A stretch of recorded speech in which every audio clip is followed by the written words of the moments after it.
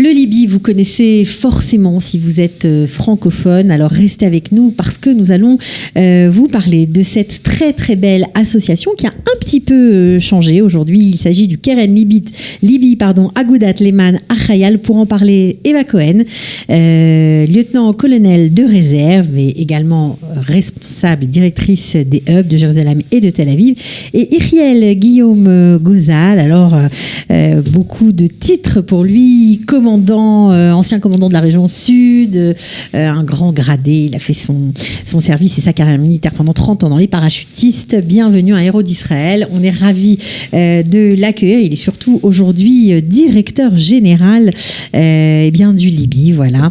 Comment ça va ? Très bien, merci. Ouais, vous allez bien ? Très bien. Bon, alors, toujours en bonne compagnie. Toujours en bonne compagnie. Donc voilà. On est là pour éclaircir un petit peu les choses parce que c'est vrai que c'est une grande association qui s'occupe du bien-être des soldats. Ouais. Mais on voudrait refaire un petit peu l'historique parce que il y a souvent des confusions entre le Libye, l'Agudat Leman Achayal, on ne sait pas très bien. Alors, pourtant c'est simple. Je crois que Agudat Leman Achayal précède le Libye. Ça existait depuis avant la création de l'État. Exactement. Et le Libye, c'est civil, c'est militaire, c'est les deux ? Ce fut les deux, mais c'est vrai que ça prête à confusion. Exactement, c'est pour ça qu'on va juste remettre les choses... Alors comme tu sais, comme j'y ai travaillé pendant 4 ans, exactement. Je te donne un petit briefing avant de laisser la main au général qui parlera longuement de ce qui se passe aujourd'hui. Mais si on parle un peu d'histoire, donc comme tu as cité Cathy, l'Agudat Leman Achayal, qui est la première dans le domaine du bien-être des soldats, dans le domaine de la philanthropie pour les soldats, c'est quelque chose qui nous accompagne depuis longtemps. Et si la question chaque fois se pose... Est-ce que vraiment aujourd'hui, le Tsahal, qui est certainement l'armée la plus forte du Moyen-Orient, mais peut-être une des armées les plus sophistiquées du monde, est-ce que vraiment on a besoin de dons ? Le don, c'est surtout vis-à-vis du Khayal, de lui montrer l'amour qu'on lui porte. Lui montrer que ce même juif en diaspora qui se dit « moi je suis là, mais je voudrais faire quelque chose pour lui », même si des fois, ce n'est pas des choses géantes, mais c'est énorme pour lui. Quand il est sur le terrain et quand il se dit « quelqu'un a pensé à moi », c'est tout d'abord ça. C'est d'abord et avant tout ça. Et c'est vrai que ça commence déjà avant la création de l'État, avec l'Agudat Leman Achayal, qui est une organisation complètement civile, qui est devenue très grande. On peut citer les Baté Khayal, qui existent jusqu'à aujourd'hui. Les Baté Khayal sont des maisons de repos pour les soldats, où ils peuvent se détendre, trouver des repas chauds. Parfois, il y a même la piscine. On peut passer du temps. Et c'est aussi des locaux pour les Khalim Bodedim. Parce que les Khalim Bodedim, qui sont des soldats seuls, qui n'ont pas où habiter, c'est un local. Le général nous parlera longuement des changements qui sont faits au cours des années. Alors cette institution, cette association a été créée à la base, alors ça c'est Agudat Leman Achayal, mais le Libye, ça a été créé par le général Rafoul en 1982. Exactement. Et pourquoi ? Eh bien, tout simplement, ça a commencé par un projet qui est bien connu, qui s'appelle Naharé Rafoul, les jeunes de Rafoul. Donc, ce chef d'état-major qui était atypique, qui se dit, au sein de l'armée, on a aussi des jeunes gens, peut-être même des jeunes délinquants qui n'ont pas eu une enfance, qui viennent de foyers défavorisés. Bon, le plus facile, c'est de dire, écoutez, on ne vous prend pas à l'armée. Oui, parce que vous êtes délinquant, vous êtes drogué, vous êtes suspect, vous êtes voleur. Vous ne savez ni lire ni écrire. Aussi. Vous êtes dans un état médical problématique. Donc, en fait, si on regarde point de vue intérêt, aucun intérêt. Mais là, se dit ce Ramatkal, ce chef d'état-major, avec sa foi et ses valeurs, Tsahal, c'est pas que ça. Tsahal, c'est aussi pouvoir donner à tous ces jeunes gens une nouvelle occasion, une chance d'avoir un métier et puis avoir une nouvelle vie.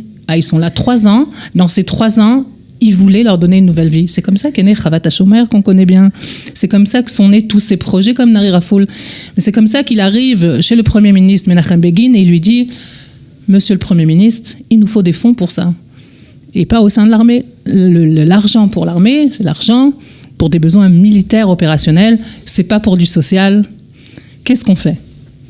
C'est comme ça qu'est né le Libye, un fonds de philanthropie qui était basé sur une bande importante de civils bénévoles, tous avec des gros titres, et dans l'armée, mais aussi dans le monde du travail israélien, qui sont complètement bénévolats. Et juste à leur côté est montée une petite unité militaire qui s'appelle l'unité du Libye, qui fait le contact entre les deux. Donc, les besoins vous avez dirigé, que vous connaissez bien. Voilà, bien sûr. Donc, qui fait d'un côté le besoin, Parce que, bon, il y a énormément de bonnes personnes et de bons juifs qui se disent, bon, on veut donner à tout, et on a eu des demandes incroyables. Ah oui, on se rappelle la dernière opération à Gaza où les militaires étaient abreuvés de chaussettes, de déodorants, de cigarettes. Il y en avait de la nourriture, il y avait Cathy, des je t'emmène plus loin. de partout. Je t'emmène plus loin. Pendant Tsukaitan, je reçois un coup de téléphone de Russie, d'une dame, qui me paraît assez âgée, qui veut faire un don de suite d'un dôme de fer. J'ai réagi comme ça, elle me dit « But I'm very serious ». Ok, donc, alors qu'est-ce que vous avez fait? C'est aussi des choses alors, justement, c'est pour te dire que cette unité militaire, qui aujourd'hui est complètement liée à l'armée, et le général en parlera, c'est on ne peut pas donner tout et à tout le monde. Il y a des lois dans l'armée. Il y a des lois. Quel cadeau on peut offrir à un soldat, mais aussi quels sont les besoins.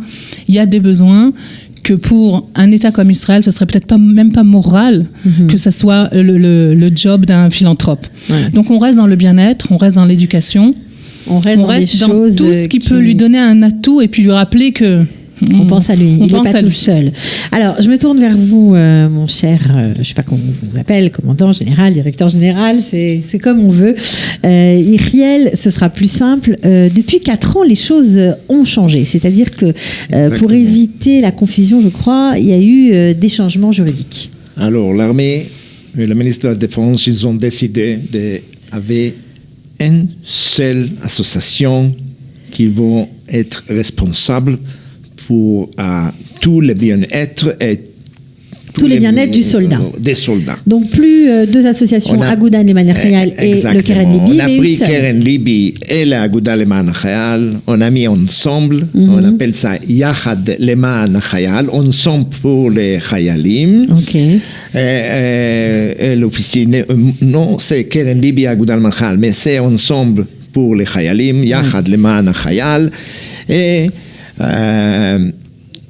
on a dit maintenant, l'armée va nous dire les besoins qu'il est, parce que l'armée va vous donner, va lister exactement, ses besoins. On ne peut pas aider avec quelque chose militaire.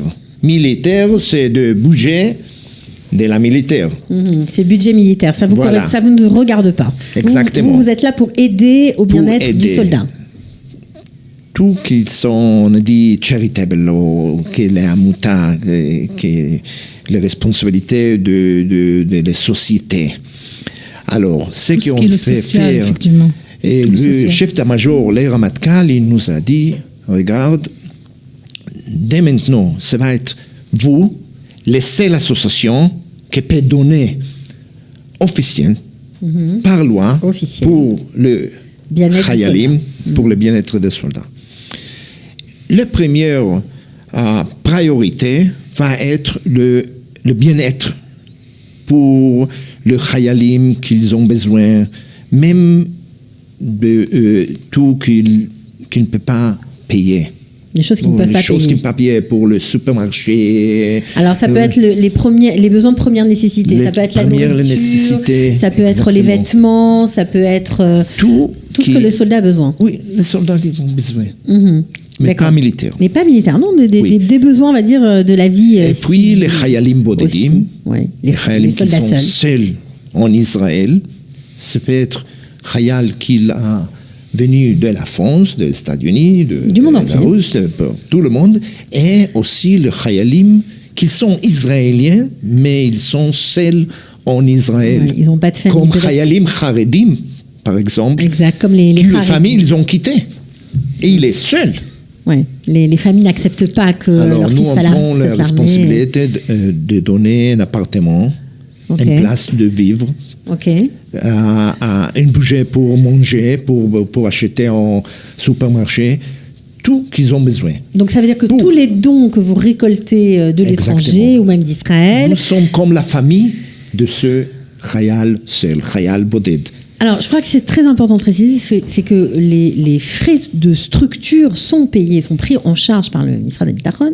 Complètement. Et les frais de structure et les salaires et les loyers et toutes les dépenses sont entièrement prises en compte par le ministère de la Défense, à qui cette nouvelle organisation appartient. Ça veut dire que 100% du don, mais 100%, va directement au même projet que ce même donateur, cette même organisation, ce même philanthrope a décidé de prendre en main. Alors, le général a cité par exemple les soldats seuls. C'est tout un programme pour les soldats seuls. Ça commence par leur habitation. Ça commence par vraiment le jour le jour. Comment manger. Par exemple, là, il y a eu Pessah. Général, j'imagine que comme cette année aussi, vous avez donné... Exactement. On a donné comme les cartes bleues pour les soldats pour acheter au supermarché. Il faut rappeler qu'il y a 7000 soldats seuls en Israël. Et puis même, on voyait le Chayalim Bodedim pour visiter la famille. Ça aussi, vous prenez le billet d'avion en charge. On achète le billet d'avion. Grâce aux dons de ceux qui vous soutiennent. Exactement. Entre autres pour les Chayalim Bodedim. Exactement. Voilà. Le donateur, ils savent que tel soldat, Chayal, quel soldat, il a réussi avoir sa maman le billet, grâce à lui. Oui. Ah, c'est génial. Il y a une traçabilité de tous les dons. Oui, il y a une traçabilité, il y a une transparence totale, donc ça c'est très important de le dire.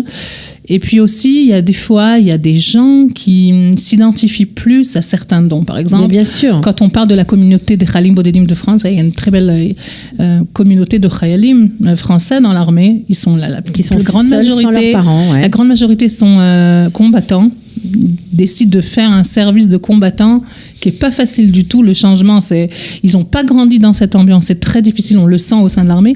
Et très souvent, on a des donateurs. J'imagine qu'on en a encore qui décident, des donateurs de France par exemple, qui décident de donner que pour le vol, pour aller voir les parents pour Pessah. Absolument. Des choses qui se font. Je sais aussi que vous aidez énormément parce que l'armée, comme vous l'avez dit, c'est une famille, une grande famille. Et ce n'est pas simplement s'occuper du soldat pendant son service militaire. Vous pensez aussi à l'après.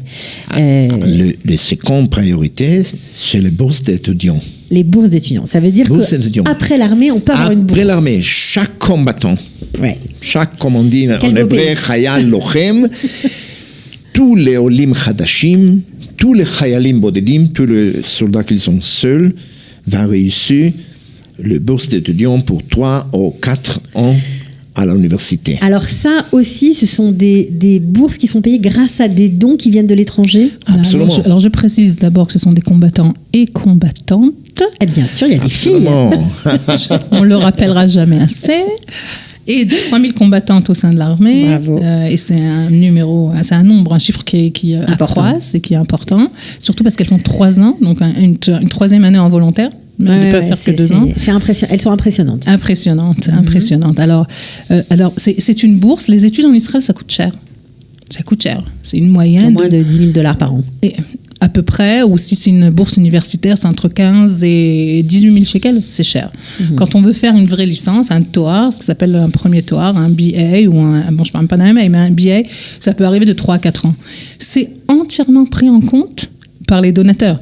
Maintenant, quand on fait le compte de cette décision du chef d'état-major qui dit que chaque combattant aura sa bourse ou aura sa formation professionnelle, et c'est important de citer parce que pas tout le monde choisit une bourse académique. Bien sûr. Il y a des gens qui préfèrent avoir un métier, et ça aussi, c'est offert et géré par le Libi, il faut le comprendre.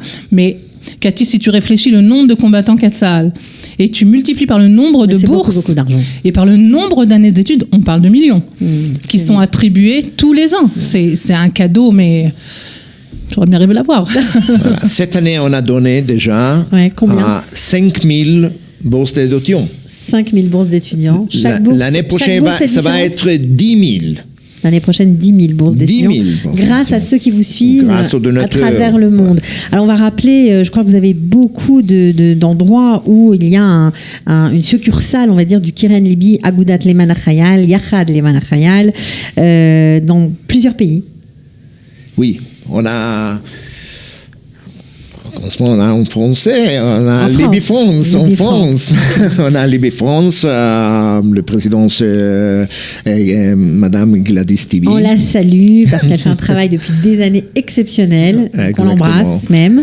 Okay. On a aux États-Unis, on a 2 associations, le Friends of IDF, les Amis de Libye aussi. On a en Mexico, Yachad Leman Chayal Mexico.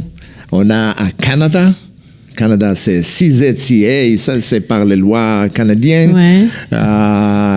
Au Brésil?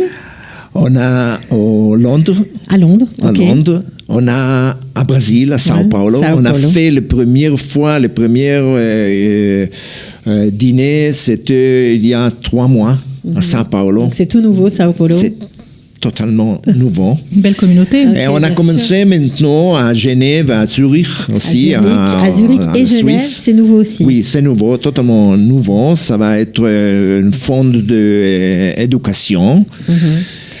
Grâce à Dieu, on va être aussi en Australie, ça va prendre du temps. Mais c'est un projet.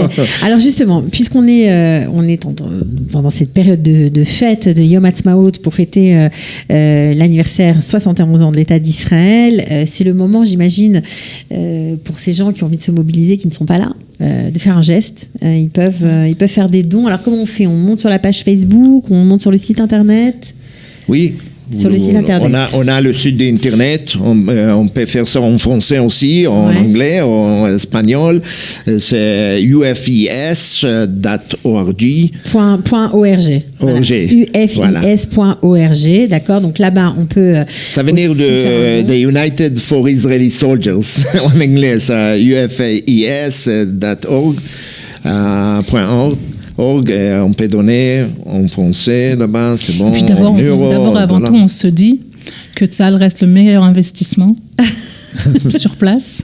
Elle est à fond, quand même. Voilà. Non, mais parce que j'y crois, parce que je continue à faire du bénévolat jusqu'à présent, et parce que j'y crois vraiment, et parce qu'au bout du compte, comme j'en ai vu des dizaines, des centaines, des milliers de Chayalim sur le champ, parce que nous, il faut savoir que même en temps comme ça, en temps qui sont difficiles, en état sécuritaire très stressé, on n'en a pas parlé, mais il faut savoir que le Libye est toujours sur place. Ça veut dire qu'en ce moment où il y a des roquettes qui tombent par centaines sur Israël, notamment dans le sud du pays, c'est sûr qu'il va y avoir des mobilisations, on imagine. Exactement, des mobilisations importantes, vraiment, c'est des brigades entières qui sont appelées, concentrées pour plusieurs jours. Le Libye est là pour leur dire on est là pour vous, dans les petits besoins, dans les grands besoins, et même pouvoir montrer l'amour de tous les gens de diaspora qui vous remercient. Remercie pour ce travail, c'est pas facile. Tout le temps, partout, à Gaza, au Liban. Nous sommes avec les soldats, avec les Chayalim, tout le temps. On a acheté des camions. Entiers. Des camions qui vont partout et donner aux soldats tout. Ce qu'ils ont besoin. Même les coca, même les coca, les cigarettes, les caleçons, les chaussettes, tout ce qu'il faut. Tu sais ce que c'est une petite glace en plein terrain, 40 degrés, ça vaut beaucoup. Voilà. Ça vaut de l'or. Ça vaut cher. Et partout les bases. C'est sûr. Partout les bases militaires, parce que quand il vient de la position militaire, il a un club avec une machine de café, avec TV, et avec tout, une gym, et une synagogue. Tous les synagogues aux bases militaires, c'est nous. C'est les donateurs qu'ils ont donnés.